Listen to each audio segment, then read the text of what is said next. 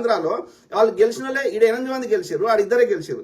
ఆడిద్దరు గెలిచినా అక్కడ ఇద్దరికి బీజేపీ వాళ్ళకి ఇవ్వలేదు, కానీ వాళ్ళకి ఏమంటారు టీడీపీలో అయినా సరే క్యాబినెట్ పోస్ట్ ఇచ్చారు. రామ్మోహన్ నాయుడు అండ్ పెన్మార్స్ ఆయన పేరు చంద్రశేఖర్. సో కానీ తెలంగాణలో ఉన్నటువంటి ఇంతమంది 8 మంది బీజేపీలు గెలిచినా అందరు సహాయ మంత్రే కానీ క్యాబినెట్ పోస్ట్ ఇవ్వలేదు, డెసిషన్ మేకింగ్ చేసే పోస్ట్ ఇవ్వలేదు. ఎందుకు ఇవ్వలేదు? వీళ్ళ తెలివితేటలు ఎంతో వాళ్ళకి తెలుసు. Okay, so same thing with BRS. అందరు బానిసలే. కేసీఆర్ అని ఇంతో అంతో బీఆర్ఎస్ లో కొంచెం నాలెడ్జ్ ఉన్న వ్యక్తి కేసీఆర్ గారు, కానీ ఆయనకి స్వార్థ ప్రయోజనం ఉన్నాయి. ఆయన అంత తప్ప మిగతా ఎవ్వడు ఇంక్లూడింగ్ కేటీఆర్ గారికి కూడా ఏ విషయం పరిజ్ఞానం లేదు. కానీ కాంగ్రెస్ అట్లా కాదు. దాదాపు అందరికి మెజారిటీ 90% ఆఫ్ ద లీడర్స్ కార్యకర్తల స్థాయి నుంచి కూడా అన్ని విషయాల మీద పూర్తి అవగాహన ఉంది. ఓకే, అయితే నేనేం చెప్తున్నా ఇక్కడ అంటే ఏదైనా పని ఇస్తే వాళ్ళు సమర్థవంతంగా నిర్వహిస్తారు. కానీ డెసిషన్ మేకింగ్ ఎవరున్నారు? ఇలా కాంగ్రెస్ అనేది ఒకప్పుడు డెమోక్రాటిక్ గా ఉండేది. ఏది డెసిషన్ మేకింగ్ అనేది అందరు కలిసి చేసేది. ఇప్పుడు తెలంగాణ కాంగ్రెస్ ను రేవంత్ రెడ్డి గారు ఎట్లా మార్చిందంటే, రేవంత్ రెడ్డి చెప్పిందే వేదం. ఆ స్థాయికి ఆ ఢిల్లీ లెవెల్లో అతను ఇక్కడ రాష్ట్ర స్థాయిలో అదేవిధంగా ఢిల్లీ స్థాయిలో తన ప్రాతినిధ్యాన్ని పెంచుకున్నాడు. ఓకే, పెంచుకున్నావు. ఓకే, అది ఎండ్ ఆఫ్ ద డే ప్రజలకు మంచి చేస్తే చాలు. ఓకే, ఆ క్రమంలో ఏదైనా మీనింగ్ఫుల్ చెప్పినప్పుడు ఆలోచించాలి కదా. ప్రజలు అది కాలబెట్టినావు, ఇది చంపినావు, ఈ ఏనుగులుగా ఇది చేసినావు, అది చేసినావు అంటే ఏదో స్పీచ్లు వస్తున్నావు, కౌంటర్ ఇస్తున్నావు. కానీ అట్లా కాదురా అయ్యా, మేము గ్రీనరీ ఫస్ట్ ప్రయారిటీ ఉంది, మేము గ్రీనరీని దాని సపరేట్ ప్రాజెక్ట్ చేస్తున్నాం, దీనికి లింక్ పెట్టద్దు అనేది వాళ్ళకు క్లారిటీ ఇవ్వాలి కదా. అట్లనే గ్రీనరీకి సంబంధించి నువ్వు ఏమేమి చర్యలు చేస్తున్నావు దాని యాక్షన్ ప్లాన్ పెట్టాలి కదా. కాదు ఎవరైతే గ్రీనరీ అంటారో హెచ్సి అడవులలో ఉంటేనే, హెచ్సి భూములలో ఉంటే గ్రీనరీయో మనకి గాలి వస్తుందా? దామగుండం అడవులలో ఉంటేనే గాలి వస్తుందా? మన ఇంటి పక్కకు చెట్లు వద్దా? మనం ఉండే రామ్ నగర్లను, గౌలిగూడలను, కోటిలను, ఇంకో దగ్గరను, లేకపోతే టౌన్లను అక్కడ వద్దా చెట్లు? అక్కడ నుంచి గాలి ఈసుకుంటే దామగూడ అడవులకి వెళ్ళి ఇట్లా అన్ని కోటి ఏది బర్కత్పుర ఇవన్నీ ఊపుకుంటూ వస్తుందా? ఎక్కడనో అడవులలోకి వెళ్ళి రంగారెడ్డి అవుట్స్కట్స్ లోకి వెళ్ళి ఏం మాట్లాడతారు? ఏదైనా మాట్లాడితే అర్థం ఉండాలి. మన ఇంటి చుట్టూ పార్కులు ఉండి ఇంటి చుట్టూ ఇది ఉంటే అర్థం ఉంటుంది. అక్కడికి అడవులకి వెళ్ళి అంతా ఊపుకుంటూ వస్తుందా గాలి? అంటే ఈడొచ్చే వాహనాలకి వచ్చే ఇది చెదారం అక్కడి నుంచి వచ్చిన గాలి పీల్చుకొని తీసుకుంటుందంట. ఎవరికి చెప్తున్నారు? అంటే కాంగ్రెస్ ప్రభుత్వం ఏ అభివృద్ధి చేయొద్దు. ఏం చేయాలి? గడివికాలన తర్వాత ఎన్నికల ముందు వచ్చేసి చూసినావా కాంగ్రెస్ ఏం చేయలేదు అని మళ్ళీ దుమ్మెత్తిపోసేది మీరే. లంగరాజకీయం చేస్తా అంటే చూసుకుంటూ కూర్చుంటారా? మరి రేవంత్ రెడ్డి గారికి సిగ్గుచేయడం లేదు. వాళ్ళు అట్లా చేస్తుంటే ఉక్కు పాదంతో అణిచేయాల్సింది పోయి కమిటీ చేస్తా, అందరిని తీసుకుంటా, ఇది కలవదు. ఇట్లా నువ్వు అందరినీ తృప్తిపరుస్తా అంటే నువ్వు ఏ అభివృద్ధి చేయలేవు. ఇంకా నువ్వు తృప్తిపరచడానికి నీ పరిపాలన 5 ఏళ్ళు వీక్తుంది. కాబట్టి నీ అంతరాత్మ కరెక్ట్ అనిపించింది. మెజారిటీ తెలంగాణ ప్రజలకు అది మంచి జరుగుతుందని పరిపాలించే అడ్మినిస్ట్రేషన్ ఉన్న వాళ్ళు అంగీకరించి ఆ మెజారిటీ ప్రజలు కూడా మాకు ఇది మంచి జరుగుతుందని భావిస్తే నీకు కావాలంటే ఒక పని చేయి. నువ్వు చేస్తున్న పని కరెక్టా తప్ప తెలవాలంటే మెజారిటీ ప్రజల దగ్గర ఓటింగ్ పెట్టు, రెఫరెండం తీసుకో ప్రజలది. బీజేపీ రెఫరెండం మాకు అవసరం లేదు. వాళ్ళు స్వార్థపరులు, వాళ్ళు కాంగ్రెస్ని ఏ పని చేయనియరు. బీఆర్ఎస్ రెఫరెండం అవసరం లేదు. ప్రజల రెఫరెండం తీసుకో. నీకు డౌట్ ఉండి నువ్వు చేసే పని మీద నీకు నమ్మకం లేకపోతే, నువ్వు చేసే తప్పో రైటో తెలవాలంటే ప్రజల అభిప్రాయం తీసుకో, ప్రజల రెఫరెండం తీసుకో. నేను ఈ భూములని ఇట్లా ఏది మన హైటెక్ సిటీ కట్టినట్టు, లేకపోతే రహేజ్ ఐటీ పార్క్ కట్టినట్టు, సెజ్జులు కట్టినట్టు, రాయదుర్గంలో అనేక కంపెనీలు వచ్చినట్టు, ఇలా అనేక మంది తిండి పెడుతున్నట్టు దీన్ని కూడా అట్లా అభివృద్ధి చేస్తా, ఇలా ఐటీ పార్క్ చేస్తా, లేకపోతే ఫ్యూచర్ సిటీ చేస్తా, దీనికి మీ అప్రూవల్ ఉందా లేదా అని ప్రజలు కనుక్కో. మోర్ దాన్ 50% ఓకే ఎస్ అన్నారు అనుకో, ముందుకో. మిగిలిన 49% తిట్టినా సరే పట్టించుకోకు కదా. ప్రజాస్వామ్యంలో మెజారిటీ ప్రజలు ఏం కోరుకుంటే అదే జరుగుతుంది కదా. 100% ఇప్పుడు ఓటింగ్ లా ఎబో 35 పార్టీ వస్తే ఇలా గెలుస్తున్నారు. ఎబో 50 వస్తే వాడు గెలిచినట్టే. అంటే ఎబో 51 మంది నిర్ణయించిందే అది చట్టం అవుతుంది. మిగతా 49 మందికి నచ్చకపోయినా వాళ్ళు పాటించాల్సిందే. కాబట్టి 100% అందరిని తృప్తిపరచడం సాధ్యం కాదు. అట్లా ఆలోచిస్తే ఏ పని చేయలేం. ఇలా మోడీ అందరు అప్రూవల్ తీసుకొని పెట్రోల్ మీద రేటు పెంచిండా? ప్రజలు అంగీకరించారా దానికి? అందరు అప్రూవల్ తీసుకొని ఈ దోపిడీ కార్యక్రమం చేస్తుండా? ప్రజలు అప్రూవ్ చేసిర్రా? ఆయనకి ధనవంతుల రుణాలు మాఫీ చేయాలి, పేదోని రుణాలు మాఫీ చేద్దని ప్రజలు చెప్పారా? వాడిని దోచింది వాడు చేసుకుంటూ పోతలేడా?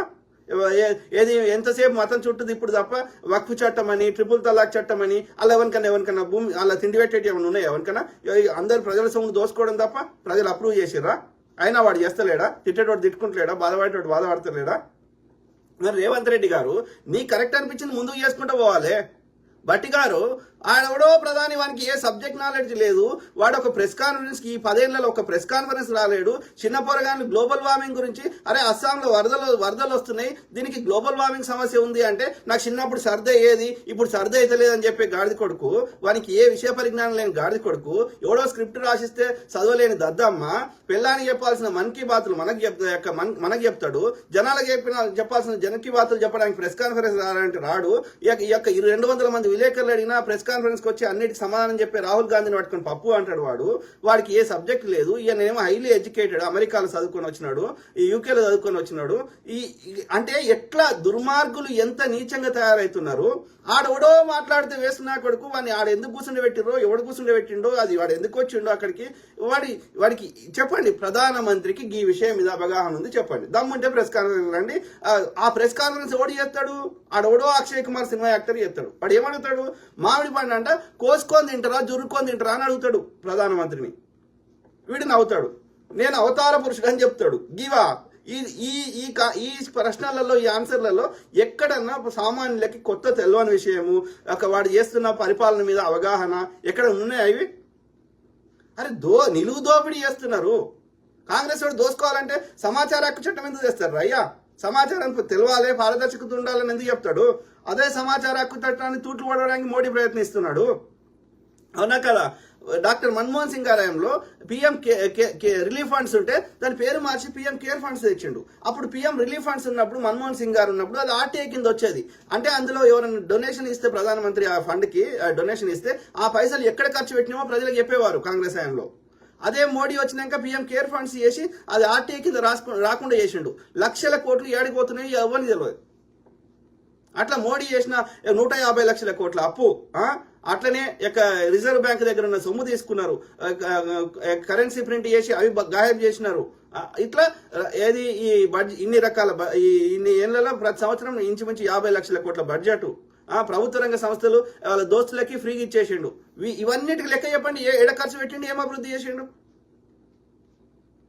ఆలోచించండి మిత్రులారా, ఇది కరెక్ట్ కాదు. ఇక కాదు. ఇక చూడండి, 10 ఏళ్లలో 4,28,472 లక్షల ఎకరాల అడవి మాయం. ఏది మోడీ? ఓకే, ఏది విధ్వంసంలో రికార్డు, అండమాన్ నుంచి కాశ్మీర్ వరకు మోడీ పాలనలో అడవులన్నీ గాయం. ప్రకృతి విధ్వంసకులు ఎవరు? ఓకే, ఏది ఇది ఎక్కడ? ఇంకా చూడు ఎక్కడ చదుదాం. ఏది హార్స్డియో ఛత్తీస్గఢ్ లో, తర్వాత రాయ్పూర్ విశాఖపట్నం ఎక్స్ప్రెస్ వే, తర్వాత Chardham project, great Nicobar project, Andaman నుండి కాశ్మీర్ వరకు. ఇది 4,28,472 లక్షల ఎకరాల నరికివేత. వాళ్ళేమో ఎట్లా పడితే అట్లా చేస్తారు. కానీ కాంగ్రెస్ ఏదైనా మంచి చేద్దాము అంటే చెప్పు రేవంత్ రెడ్డి గారు, హెచ్సియు భూములలో ఎన్ని చెట్లు ఉన్నాయో వాళ్ళని చెప్పానండి. అన్ని చెట్లు వేరే దగ్గర పెట్టిద్దాం. 2 ఏళ్లలాగా చెట్లు పెరగకపోతే మా ముక్కులు చెవులు అన్ని కోసేది. అరే ఒక రైతు పంట వేస్తే, లేకపోతే ఇవాళ కాదు, ఈ కమర్షియల్ క్రాప్స్ వేస్తారు కదా రైతులు, ఏది ఆపిల్ చెట్లు, అవకాడో చెట్లు, తర్వాత అనేక పండ్ల బొప్పాయి పండ్లు వేస్తారు కదా. ఎన్ని రోజులు పెరుగుతుందా బొప్పాయి చెట్టు? అది కాయ వచ్చి, ఇప్పుడు మామిడి తోట పెట్టినా కానీ అది కాయ వచ్చి అది ఫుల్ ఫ్లెజ్డ్ కాయ కావడానికి ఒక 3 to 5 years పడుతుండొచ్చు. కానీ అది ఒక చెట్టు లెక్క రూపాంతరం చేయడానికి 1 ఏడాది నుంచి 2 ఏళ్ల కంటే ఎక్కువ పట్టదు. దానికి చెట్లు పోయినాయి. ఏం మాట్లాడతారు పిచ్చిన కొడుకులు?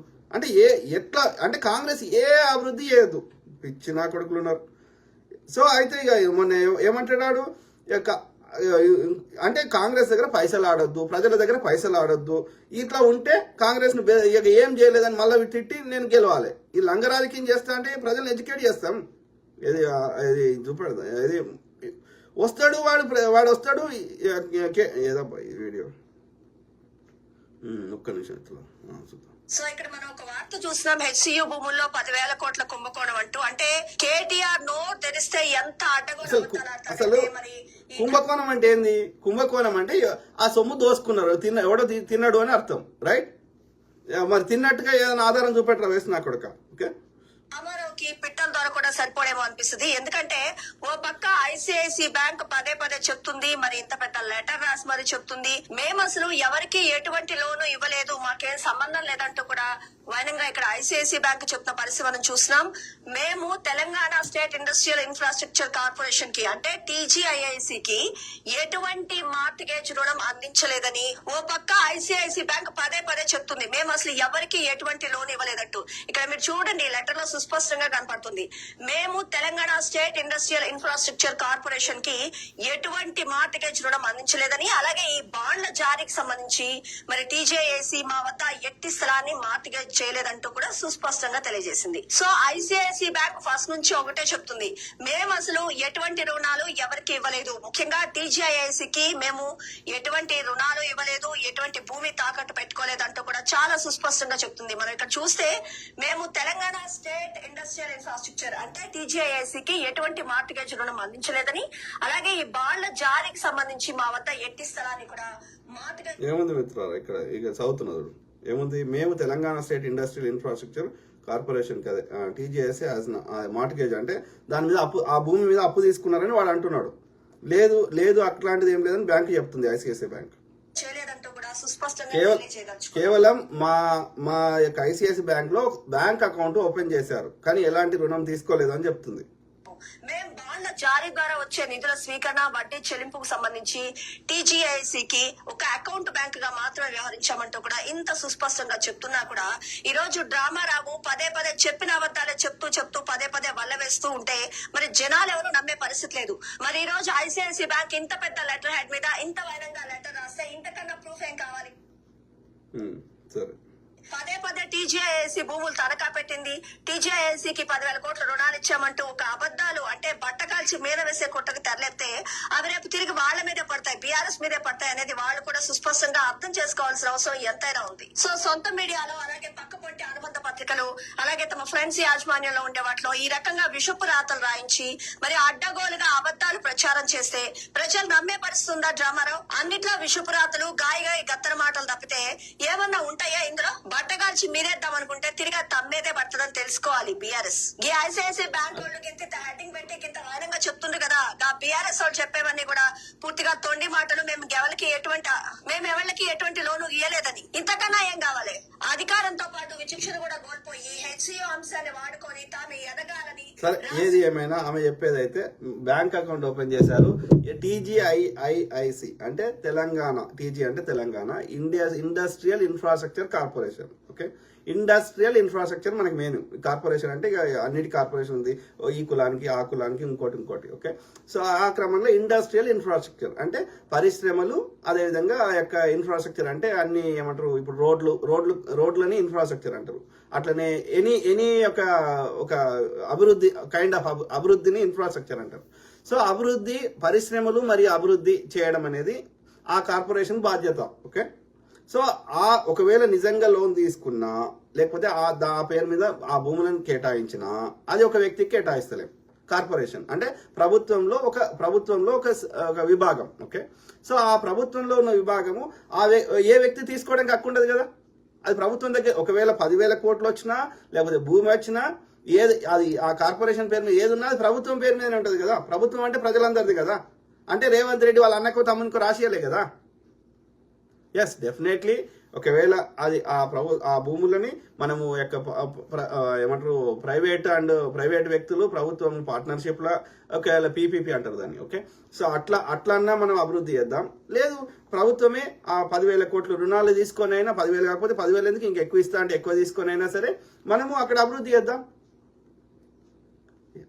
చేసి ఆ యొక్క కంపెనీలకు మనం రెంట్కి కానీ వాళ్ళకి అమ్మి ఆ వచ్చిన పైసలను వాళ్ళకి రుణాలు కడదాం. ఎండ్ ఆఫ్ ద డే ప్రజలకు బాగుపడాలి. ఓకే, తప్పకుండా చేస్తాం. ఒకవేళ నిజంగా అది అవసరం వస్తే చేస్తాం. There is nothing wrong.